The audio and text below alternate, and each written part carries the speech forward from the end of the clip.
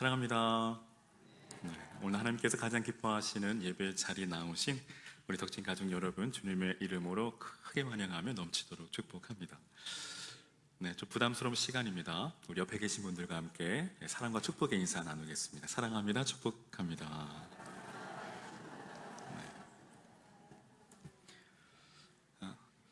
여러분, 한 주간 어떻게 보내셨나요?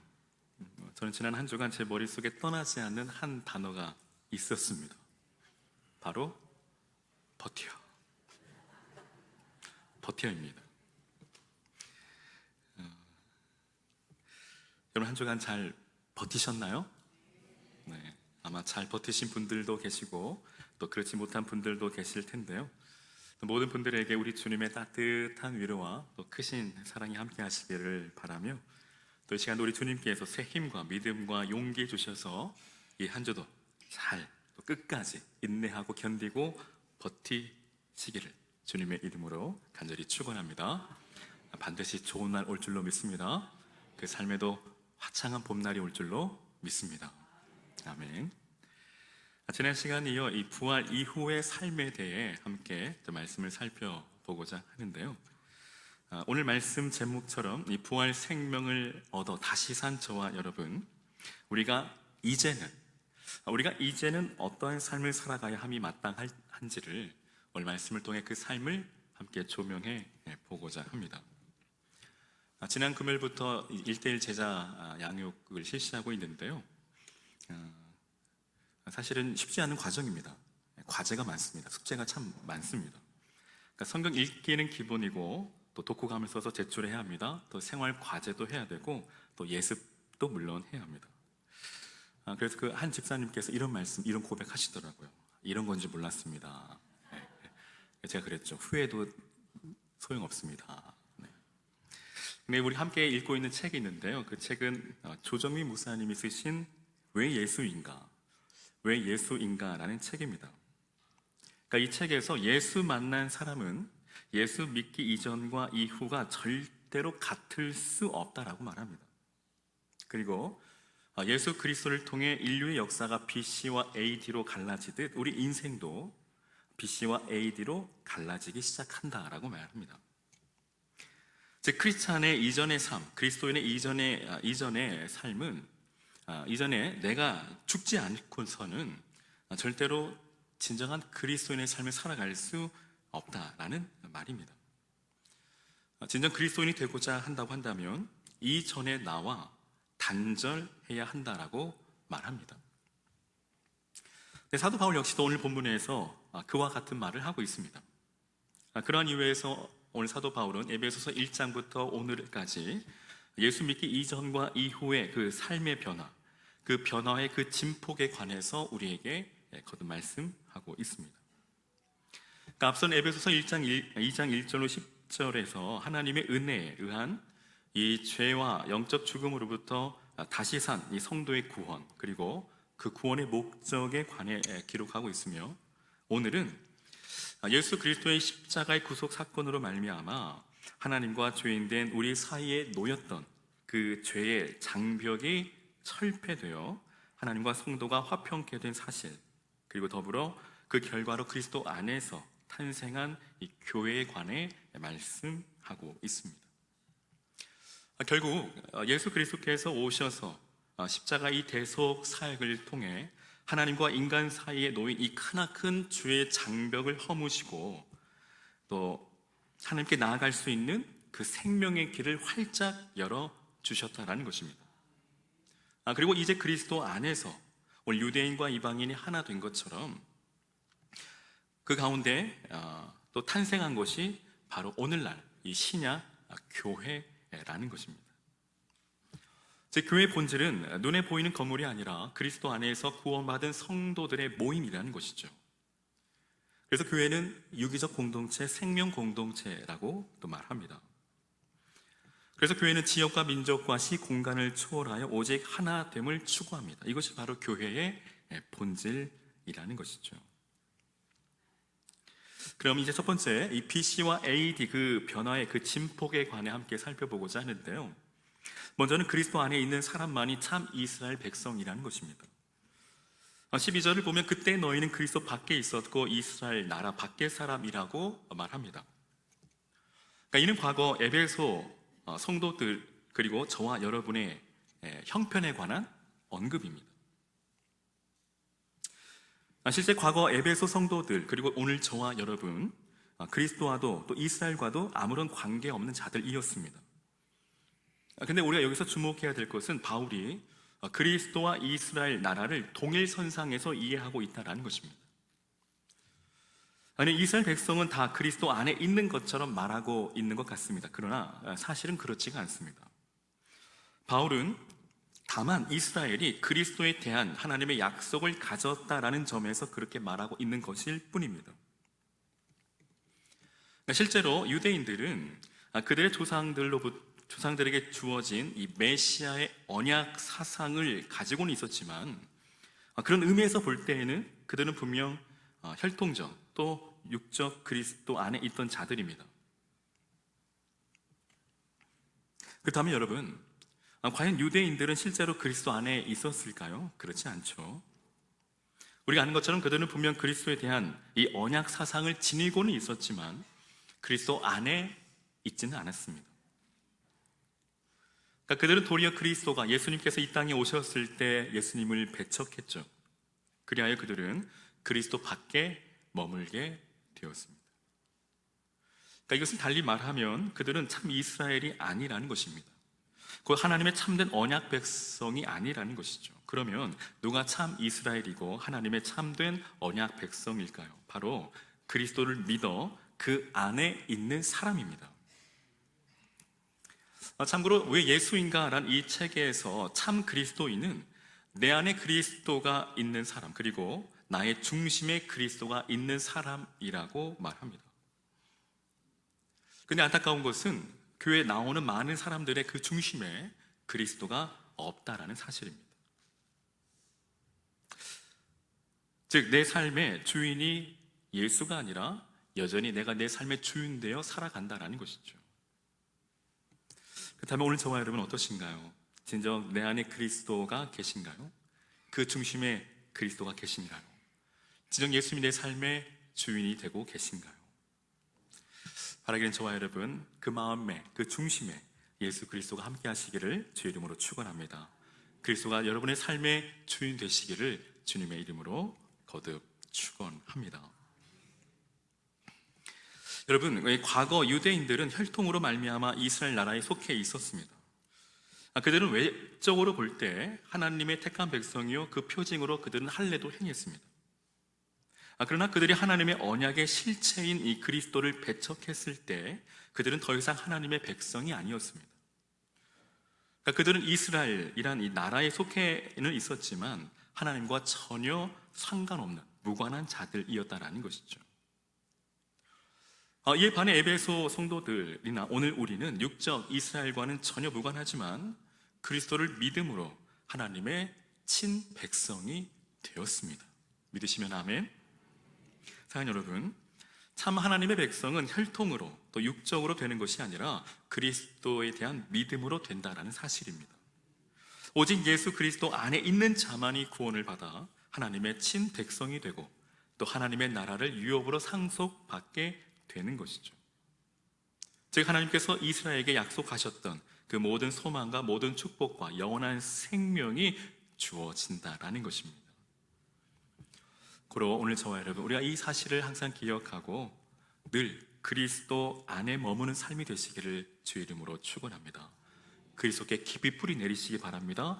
그리스도께 깊이 뿌리를 박으시기를 바랍니다.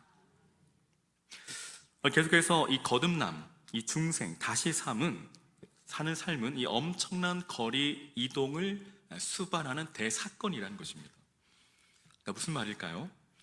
그러니까 13절은 중생의 상태를 이 거리 이동의 개념을 통하여 논증하고 있습니다. 즉 전에는 에베소 교회 성도들이 하나님으로부터 멀리 있었지만 이제는 그리스도의 피로 가까워졌다라는 것입니다. 근데 이것은 사실상 이 성전을 염두에 둔 표현입니다. 당시 성전은 하나님과 인간이 만나 교제가 이루어지는 이 상징적인 처소였죠. 근데 이방인들은 이 성전에 결코 들어갈 수 없었습니다. 성전은 오직 이스라엘 백성들의 전유물이었습니다. 그러니까 이방인들이 성전에 들어가는 날에는 부정하게 되고 죽음을 면할 수 없었습니다. 그러니까 그런 의미에서 이 이방인은 하나님에게서 멀리 있던 사람들이죠. 성전의 이스라엘의 뜰과 이방인의 뜰 사이에는 견고한 담이 가로막혀 있어 이방인의 출입을 허용하지 않았습니다.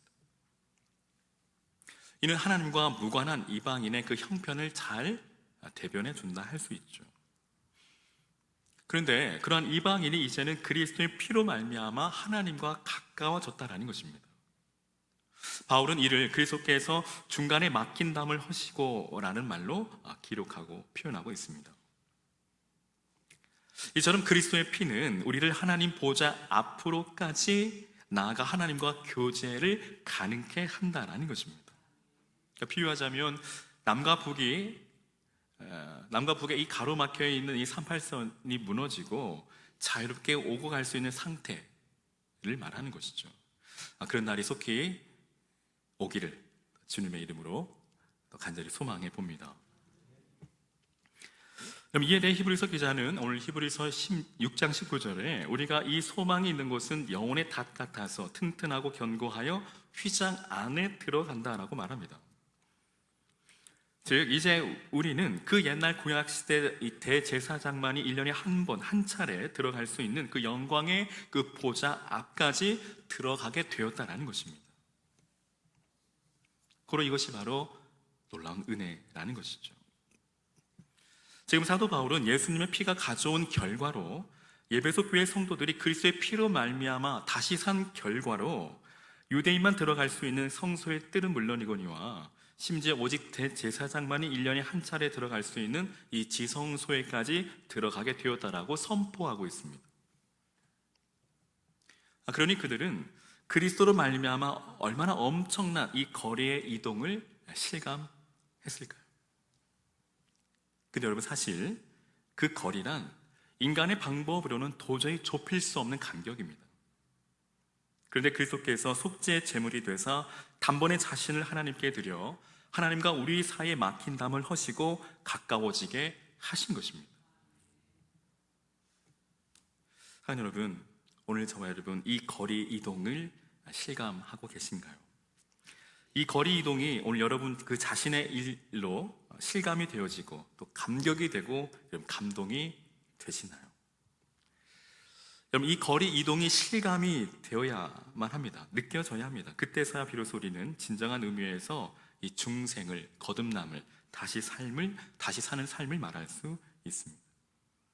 이것이 실감 날 때에, 이것이 내 피부로 와 닿을 때에, 이것이 믿어질 때에 그리스도의 피의 효력을 진정으로 깨닫게 되는 것이죠. 사랑하는 여러분, 진실로 예수님의 피로 인한 이 다시 산 이 중생은, 이 거듭남은 좁힐 수 없는 하나님과 우리의 엄청난 거리를 좁혀 가깝게 만든 참으로 놀라운 은혜의 사건입니다.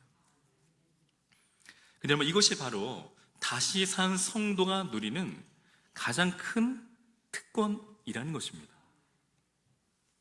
18절에 아버지께 나아감을 얻게 하려 하심이라 하고 말씀합니다. 그러니까 이 그리스도와 성령의 사역의 그 궁극적인 목적에 관한 말씀으로 여러분 이 구약 시대에는 하나님을 만난다는 것, 하나님을 대면한다는 것은 곧 죽음을 의미합니다. 우리가 아는 것처럼 모세, 그는 하나님 만나 배웠기를 두려워하여 얼굴을 가리웠고 또 하나님 역시도 친히 모세에게 당신을 보고서는 살 수 없으므로 하나님의 얼굴을 보지 말라고 말씀하십니다. 그러니까 이사야 선지자 역시도 하나님을 대면했을 때, 그의 성전에서 하나님을 대면했을 때 여러분 그가 기뻐하고 즐거워하기보다는 그는 자신이 죽게 되었음을 한탄합니다. 이처럼 구약시대 하나님을 만난다는 것은 곧 죽음을 의미했습니다. 그러니까 본문은 바로 이러한 배경에서 하는 말씀입니다. 즉 그렇게 하나님의 얼굴을 뵙기만 해도 죽을 수밖에 없는 우리가 이제는 자유롭게 하나님 앞에, 은혜 보좌 앞에 담대히 나아갈 수 있는 참으로 놀라운 특권을 얻었다라는 것입니다. 당시 모세도 이사야 선지자 누리지 못했던 그 은혜와 특권을 오늘 우리가 누리게 되었다라는 것이죠. 여러분, 이 히브리서 기자는 히브리서 4장 16절에 그러므로 우리가 긍휼하심을 받고 때를 따라 돕는 은혜를 얻기 위해 은혜 보좌 앞에 담대히 나아가라고 권합니다.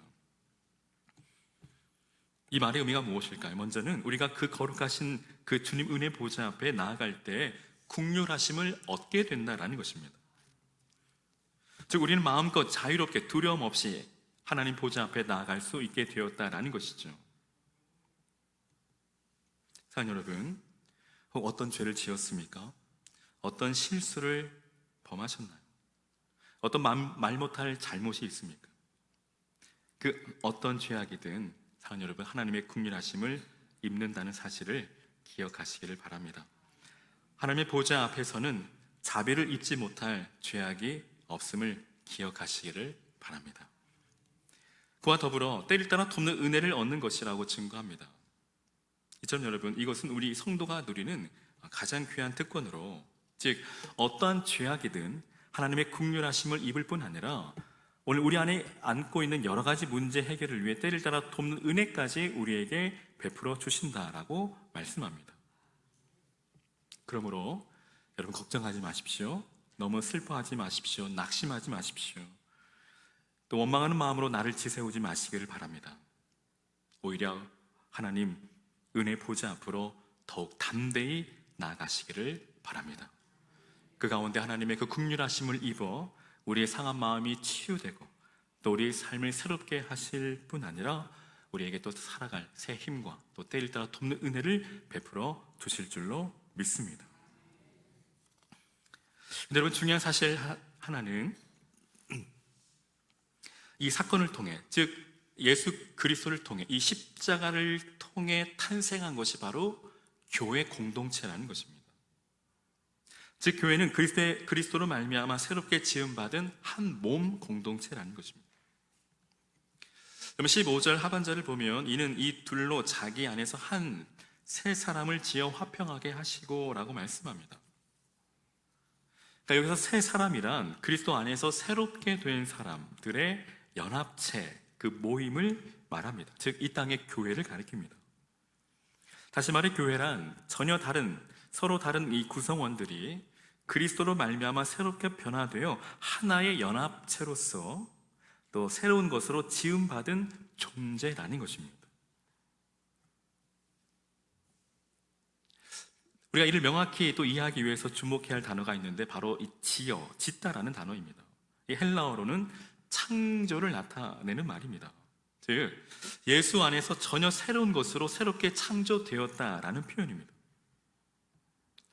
좀 더 명확히 해주는 것이 바로 이 한 새 사람이라는 말인데 말이죠. 또한 여러분, 우리가 주목해야 될 것이 바로 이 한입니다. 이 한은 하나를 가리키죠. 그러니까 말하자면 한 사람이라는 것입니다. 여러분, 교회 안에는 많은 사람들이 있습니다. 오늘도 많은 사람들이 모여 함께 예배합니다. 그런데 오늘 그 많은 사람이 단 한 사람이라고 말하고 있다라는 것입니다. 근데 여러분, 그 한 사람이 어떤 사람일까요? 바로 새 사람이라고 말씀합니다. 여러분, 이것이 바로 교회의 진정한 모습이라는 것이죠. 즉 교회는 다양한 사람들이 모여 있지만 다양한 계층, 또 다양한 직업, 또 다양한 성격, 또 다양한 지역 출신, 또 다양한 취미를 가진 사람들이 있지만 그런데 그러한 사람들을 그리스도께서 전혀 새로운 한 사람으로 만들어낸 것이 교회 공동체라는 것입니다. 이를 근거로 앞서 사도 바울은 에베소서 1장 23절에 교회는 그의 몸이라고 말합니다. 그럼 몸은 하나죠. 즉 우리 모두가 그리스도 예수 안에서 전혀 새로운 그리스도의 몸으로 변화되었다라는 것이죠. 새롭게 창조되었다라는 것입니다. 우리 각자가 다른 몸이 아니라 그리스도의 지체가 되어 이제는 한 몸을 이루었다라는 것입니다. 믿으시면 아멘. 우리가 한 몸이라고 하니까 좀 기분 나빠하시는 분들 없으시죠? 사랑하는 여러분, 우리가 그리스도 안에서 한 몸인 것을 기억하시기를 바랍니다. 믿으시기를 바랍니다. 여러분, 교회는 단순히 종교적인 사교 모임이 아닙니다. 행복과 불행, 기쁨과 슬픔을 모두 함께하는 한 몸 공동체입니다. 즉 함께 울고 함께 웃는 운명의 공동체요, 생명의 공동체요, 사랑의 공동체라는 것입니다. 그럼 이 세상 집단이나 공동체와는 전혀 다른 새로운 공동체입니다. 그리스도의 한 몸을 이루도록 하기 위해 새롭게 지음받은 공동체라는 것입니다. 그러므로 오늘 저와 여러분, 우리가 한 몸인 것을 기억하고 내 몸을 아끼고 사랑하듯 우리가 서로를 그렇게 아끼고 사랑함으로 주님의 몸된 교회를 더 건강하고 또 견실하게 세워가시는 저와 여러분 되시기를 주의 이름으로 축원합니다. 여러분, 건강하고 행복한 교회, 견실한 교회를 세워가기 위해서는 바로 성도의 연합이 필요합니다. 여러분, 교회의 생명은 성도 간의 연합에 있습니다. 즉, 싸우면 될까요, 안 될까요? 안 됩니다. 싸우더라도 빨리 화해하고 회복해야 합니다. 21절과 22절은 교회의 가장 큰 특징을 보여줍니다. 언뜻 보면 이 말씀은 교회 건물 자체에 관한 것처럼 보이지만, 그러나 이 말씀은 교회 건물 자체에 관한 말씀이 아니라 교회 구성원인 이 성도 간의 이 관계를 빗대어 설명하고 있습니다. 때문에 사도 바울은 다시금 건물을 비유로 들어 그 결속력, 그 하나됨을 나타내고자 합니다. 여러분, 건물의 두드러진 특징이라고 한다면 바로 결속력이죠.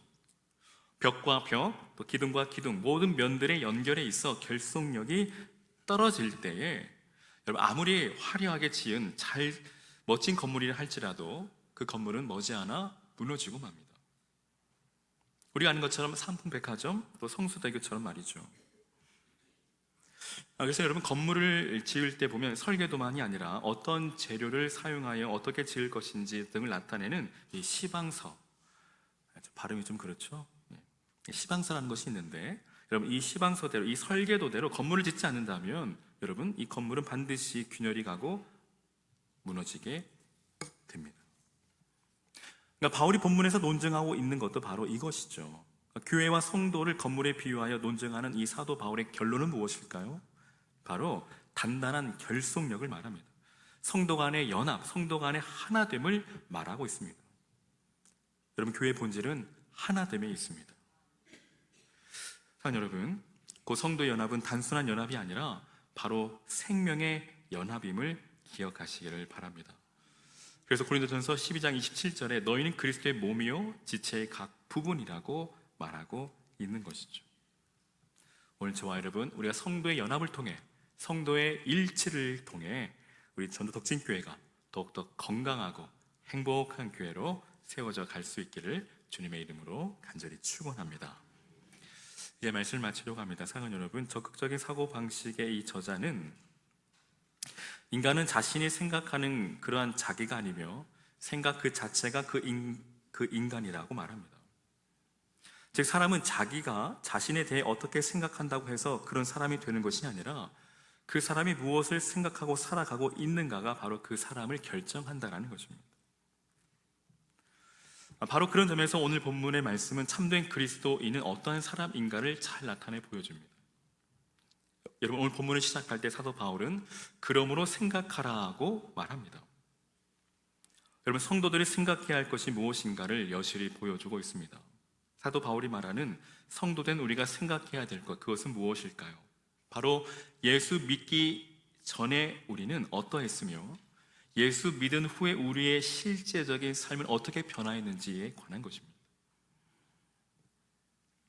여러분, 혹 예수 믿고 주일날 교회 오는 것으로 그 모든 일을 다 했다라고 생각하며 그 이후에 아무런 생각 없이 여러분, 이 세상을 살아가고 있지는 않습니까?